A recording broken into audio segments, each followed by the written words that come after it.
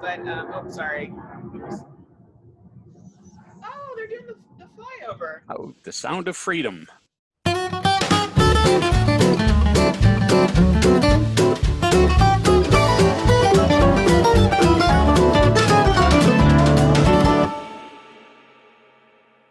Hey everyone, it's Kara Dixon with Candid with Kara, and we are doing virtual interviews because we are in the middle of a pandemic, so we had to do something a little different.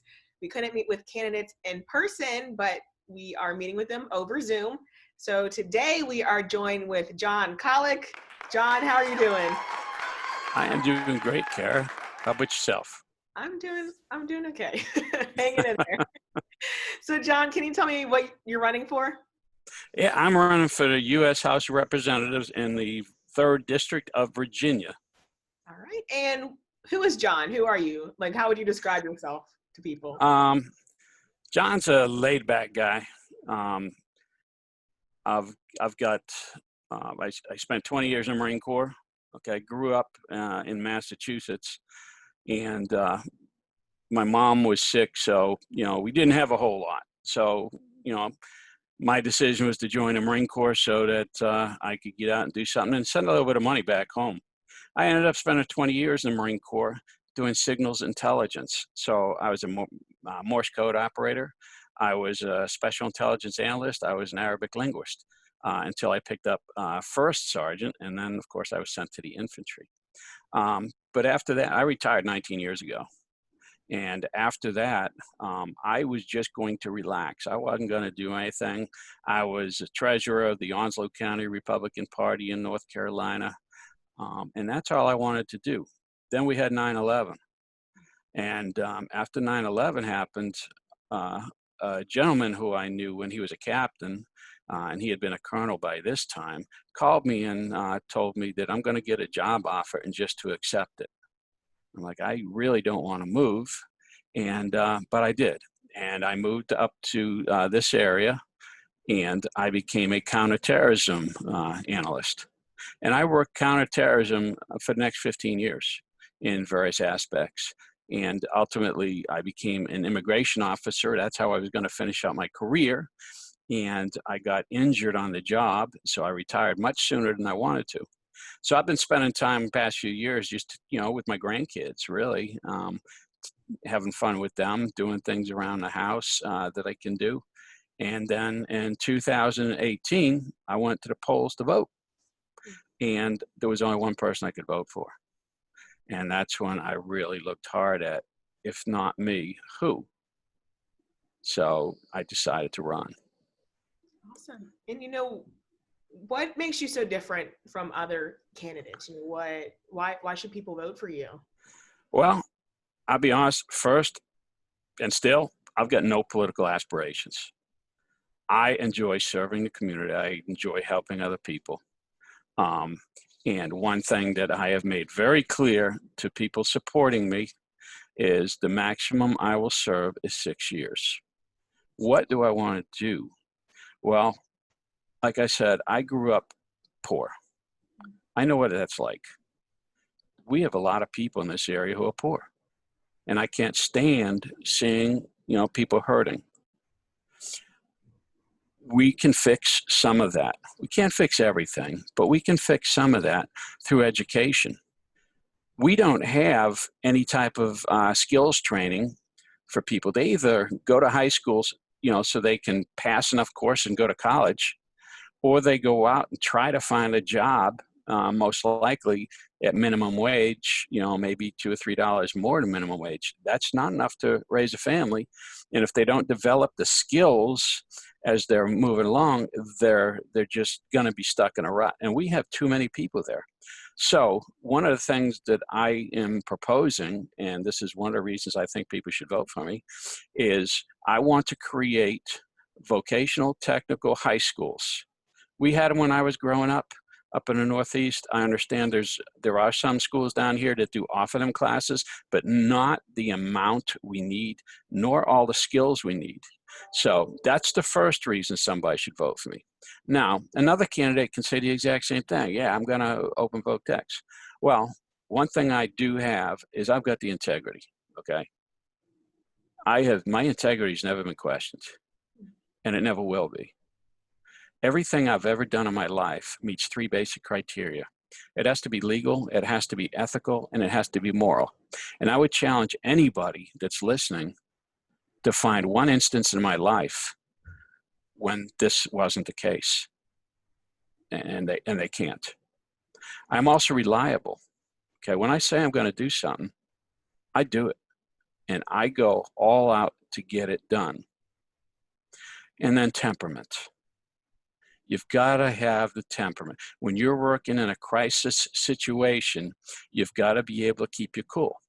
I have worked in many crisis situations throughout my career in the Marine Corps and as a counterterrorism expert. Okay, I can't count the number of times we were in a crisis, and I never lost my cool. I always was able to keep cool, explain things need to be explained, being able to do the analysis, understanding things in logical manners, and explain what we need to do and get done what we need done. So there are some of the reasons, that I think people should vote for me. At the same time, we have a congressman who's been there 28 years. He sits on the Education and Labor Committee in the House. He would have been the perfect man to get a vocational technical high school started up for this area. He would have been a perfect man to really help business in this area, particularly those affiliated with national security, get more work. But instead, he did nothing. He is considered the most dependent Democratic vote in Congress. But he brought forth, I found 3 bills. I'm told he's brought forth 6 bills in 28 years, none of which made a difference for the 3rd District.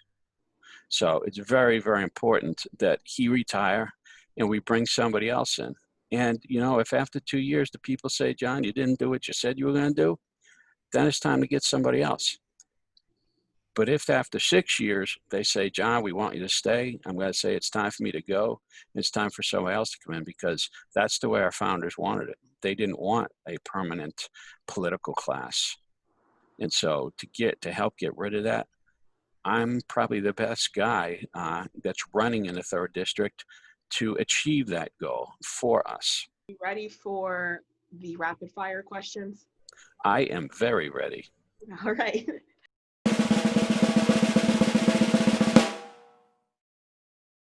First question, what is the biggest issue our country is facing? The big issue our country is facing is the Constitution. We have people that are trying to take our Second Amendment rights from us every single day. Every time there's a shooting, they try and take them away. There is nothing common sense about their common sense legislation. So that is the biggest single issue. All right. Second question, which is kind of like the first one, what is the biggest issue Virginia is facing? Well, I would say, I would have said that if that was your first question, was the Second Amendment.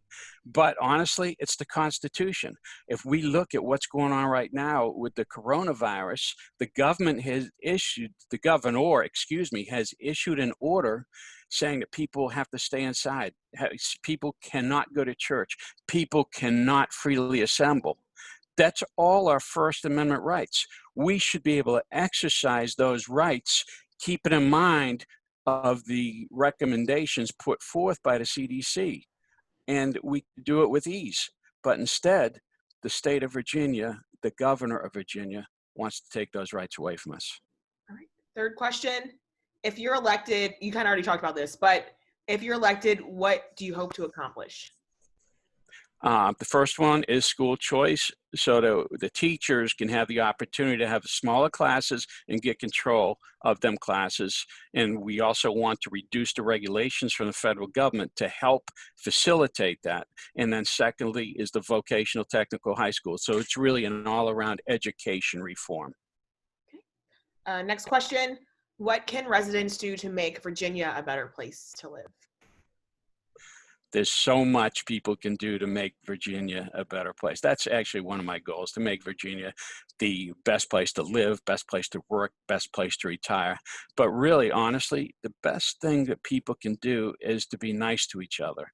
you know, and when you have a conversation, be honest. Let's be helpful with each other.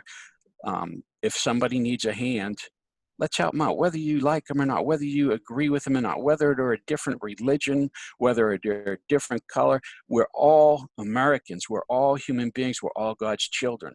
So let's work together for a better state, a better community. All right. Now we have easier questions. What is your favorite book? My favorite book. Wow, it's been a while, but I am probably going to say probably Plato. All right. Probably Plato. I really like philosophy. I haven't read Plato since college. That's about when I did it, but I probably graduated from college when I was a bit older than you. And I can't remember if I actually finished it, which is bad. Yeah, I was a skimmer. Yep. Like, I'm behind on my homework. Yep. I'll just skim through. Yeah. I can say that now that I'm not in the classes. But all right. If you could meet anyone in history, who would it be and why? Oh boy. Who would I meet in history? That would probably be George Washington. As I said, I'm a military man, and so was Washington from his youth. And I really would like to see, to understand how he developed the Continental Army based on his history with the British Army when he was younger. And, you know, that is really something that it really intrigues me. When you were growing up, what did you want to be? When I was growing up, I wanted to be a police officer. That's all I wanted to be. And a police officer told me the best route to get there was to join the Marine Corps. And I never intended to join the Marine Corps, but eventually at one point a recruiter called me at the behest of a sergeant major who was stationed at the base in the next town over. And I ended up joining because I wanted to be a cop. And so I was going to go in for 4 years, come out, and I was going to join the Massachusetts State Police. And you see what happened. Well, it worked out for you, so. It did. Doing obviously is working on a campaign, but actually we have been. My wife and I are out back in our backyard. We are trying to build a little platform, if you will, a parking pad for our 2 trailers. We have a 35-foot travel trailer that is, we have parked somewhere else. So we want to bring that home and park it in our backyard.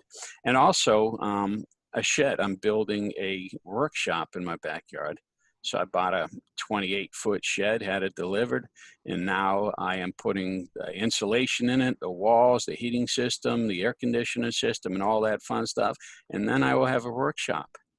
And you can just go there, lock the door, and Exactly. Find your peace and quiet. That's exactly right. And that's the whole plan. That is the man cave. So is there anything like you're passionate about, or you said you make stuff? Yeah, there's really a lot of things that I jump in and do. I'm really passionate about just the community as a whole, and helping in nonprofits. My son has Down syndrome, and so he goes to a private school for disabled children because he can't be accommodated in public school. So I've gone there and we've helped raise funds for the school. I think the latest funds were to build a playground. And then I belong to Knights of Columbus, and we do a lot of charity work there. So really, charity work is more my passion. My wife and I actually help individuals that need help, and the way we do that is we go by storage lockers, and then we hand everything out that we have bought to folks. We sell a little bit to recoup the money so we can continue buying the storage lockers. And that is probably the most gratifying thing that we have ever done. And we have been able to help so many people. It's been great. What church do you go to? We were going to St. Mary's in Suffolk, but we are moving over to Good Shepherd Church in the Isle of Wight. Okay, because I go to St. Mary's in Norfolk. Okay. So I'm like, oh, Knights of Columbus. And then, who can I talk to though? What part of Massachusetts are you from? Just outside of Boston, a town called Abington. It's about 25 miles south of Boston. And in fact, Paul Revere used to get his shoes from there. It was the shoe capital of the colonies way back when. Yeah, that's cool. Yeah, and it's actually one of the locations where the Underground Railroad was initiated in Massachusetts, right up the street from the house I grew up in. That's awesome. Yeah. I love learning about like colonial history and the founding of our country and all that. Yeah. So I'm listening to the, like I said, the George Washington Audible, and then I'm reading the Alexander Hamilton biography because I saw the musical. Oh, my daughter would love you, Kara. She is a fan, huge fan of that musical. Was there anything else you wanted to say, or? I just want to say to the people of the 3rd District that Bobby Scott has served in our district for over 28 years. Okay, he's not done anything to help our community, his community, in fact. He serves as the chairman of the House Education and Labor Committee, but hasn't done anything in that capacity to help our children or our economy. My campaign platform is based on education and labor because he has failed us. During his tenure in the office, the Democrats, with his full support, have ensured that poor people didn't receive any skills needed to climb to the middle class. Instead, they're kept dependent on the government to survive. Yes, they're kept independent to survive, not thrive. My only promise to you is that I will work hard to ensure that everyone can be successful, to thrive to the fullest extent of their potential. And with your help, we can make Hampton Roads the best place in America to live, the best place in America to work, and the best place in America to retire. Please visit www.collick4congress for more information and to help our campaign help the citizens of the 3rd Congressional District.